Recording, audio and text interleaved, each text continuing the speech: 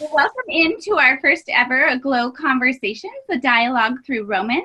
I am Jen Binford, and I am a ministry partner with Cole Community Church Women's Ministry, and I have with me today Marianne, one of our women's pastors currently, and Jan Nielsen, one of our former women's pastors. And we are just inviting you into our conversation through Romans, something we've had the blessing to do together as deep friends who love the word all summer long, and just would love for you to listen in and be blessed as we have dialoguing through God's word. And may our time be aglow with the Spirit as we dialogue through what God has in store through Romans. So we'll just start off by having a discussion through an overview of Romans, and we'll start out by just dialoguing through who this author is and who Paul is. And well, ladies, what do we know about the author of Romans, this Apostle Paul?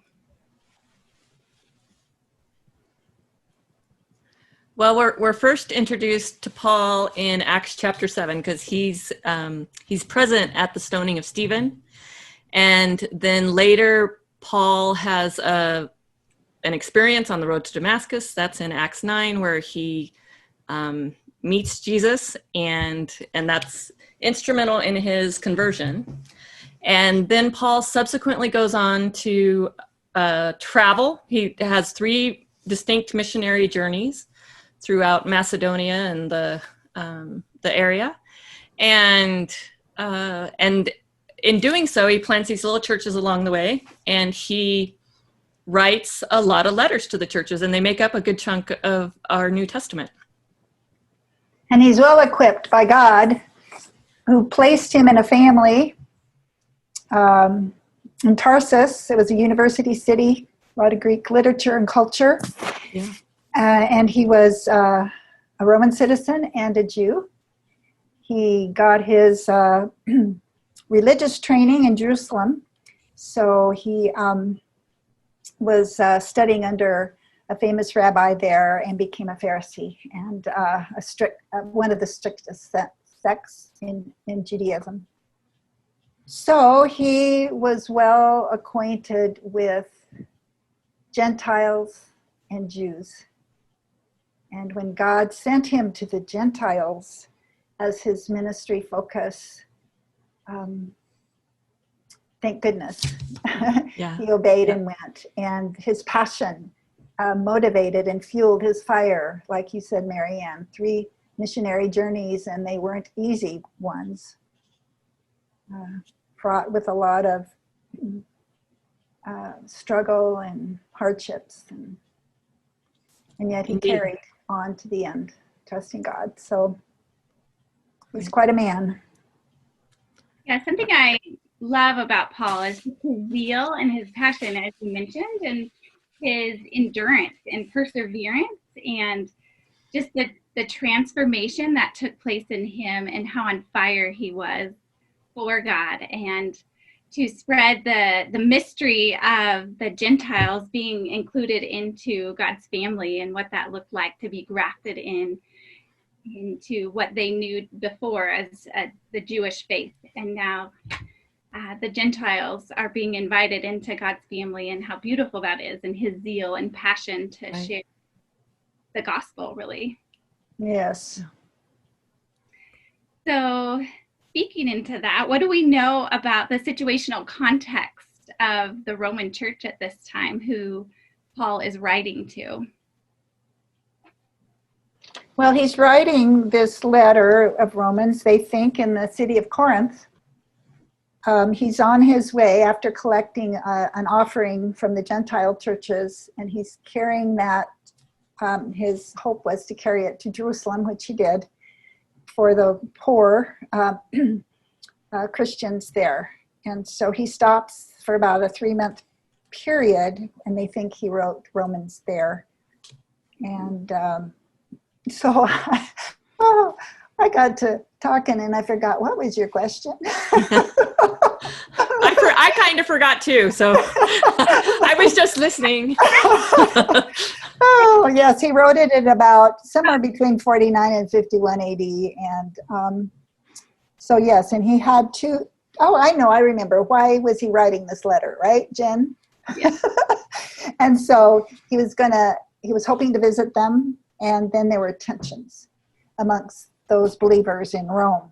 And I think those two were the motivating factors of writing his letter, because he had not, they think, ever visited Rome before, Right. but he had heard about their faith, and then obviously their conflict. And yeah. So what more do we know about this conflict? So in the situational context of what was going on, what are the divisions that are taking place? Well, you've got basically two groups of believers. You've got Jewish believers and then Gentile believers. A lot of the Jewish believers have a Hebrew background, whereas the Gentile believers have a maybe more of a Greek style, Hellenistic background. And so the Jewish believers are of the mindset, well, as a follower, it's Christ plus the law. And the Gentile believers were coming at it from the Hellenistic view, which was, I'm saved by grace, so I can live however I want. So they weren't on the same page. And some people think that this is actually, let's see, where is it? We know from, it'll come to me in just a second. We know from somewhere in Acts that that the Jews were expelled from Rome. And so the Roman government didn't differentiate between the Jews or the Christians. And so the thinking is that they expelled everybody. And so there may have been dissension between them then. That was Claudius was the guy who expelled them. There were other times they were expelled from Rome, but this particular one is referenced in Acts. So I lost my train of thought, but so Paul's writing at a time in which the Jews and the Christians are returning to Jerusalem, right? So we probably have the synagogue active, and then we have the Jewish believers and we have the Gentile believers. And they're just not in agreement on what it means to be a follower of Christ. Right, so the makeup of the church body was mostly Jewish in the beginning. The Gentiles come in, and as the Jews are sent away, then the makeup of the church becomes more Gentile, and then the dynamic changes as the Jews return, and we have a situation of a blended family causing tension and a culture characterized by division, I guess, in how things should be done. So, well, and we do know that like Aquila was expelled, and I don't know that we know that he was Jewish.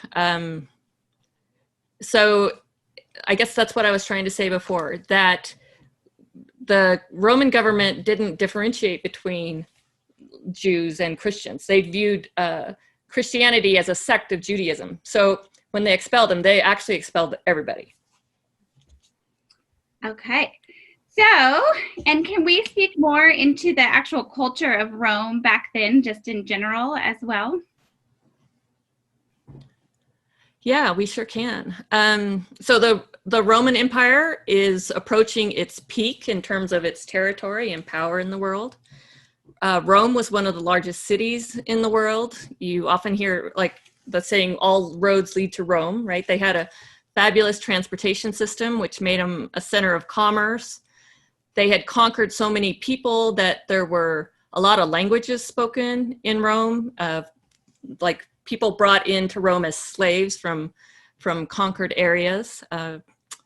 And we do know, like even from 5th century BC, that they're greatly influenced by the Greek culture. So that's, we see it in art. We see them copying Greek art forms. We see them copying Greek architecture, those kinds of things. So yeah, it's really the place to be. It's the big dog in the world at this time.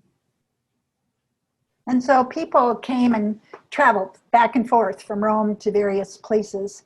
And backing up a little bit, well, how did this church in Rome start? And some thought that at Pentecost, it says in the word that many people from Rome were there.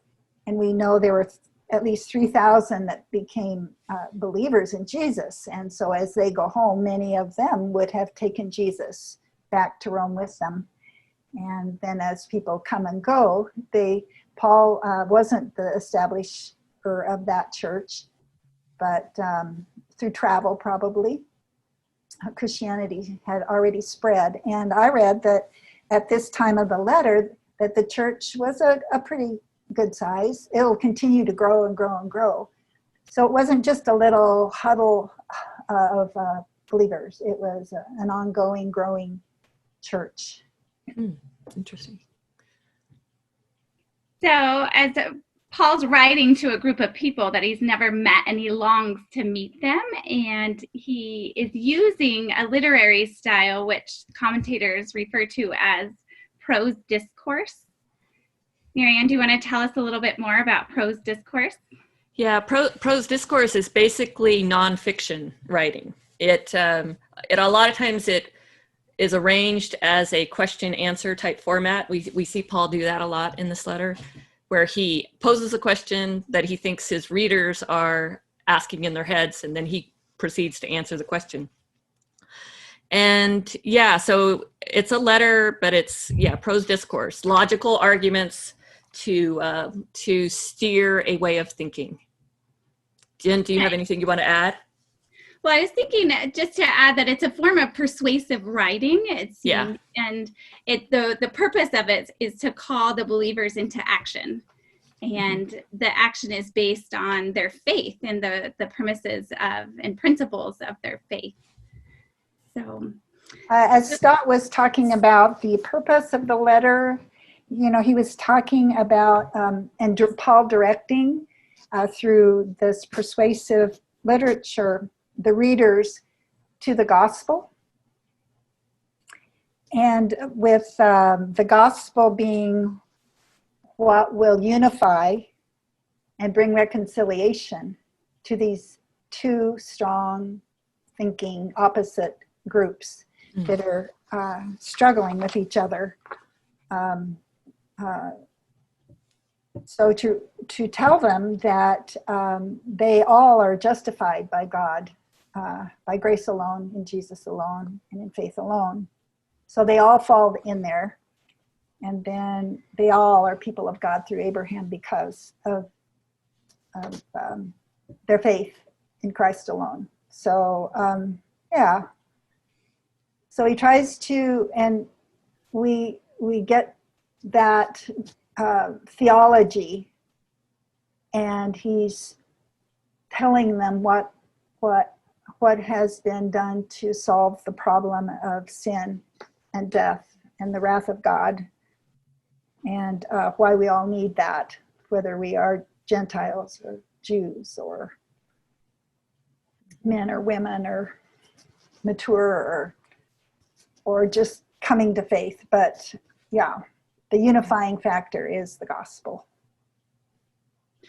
So as he's writing this letter, he's talking to different subsets of the body of believers.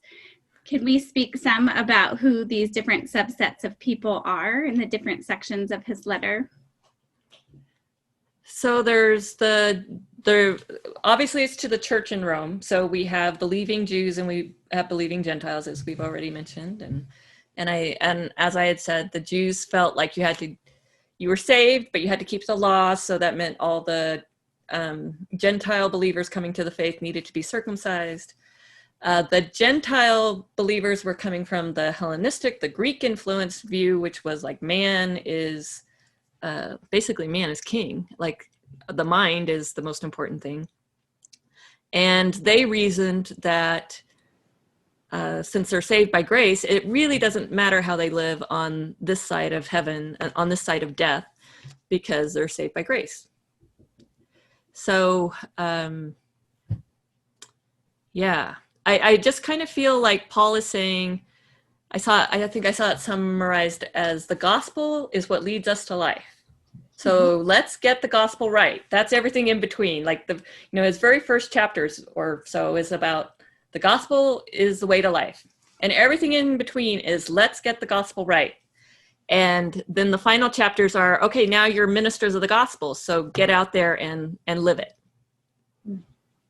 Right. So do we have, Jan mentioned, and as you were sharing too, just some of the purposes in Paul's writing of this letter. Do we have any further things to add to why he wrote the letter to the Roman believers? I know. Sure. We have a finely tuned dialogue here, don't we? Script, not. Okay, so in the latter part of the book, he does say that he wants to go there. He's got plans to go there. In fact, he's asking the believers in Rome if they would pray for him as he does one last thing, is to take the money that he's collected for the Jerusalem poor.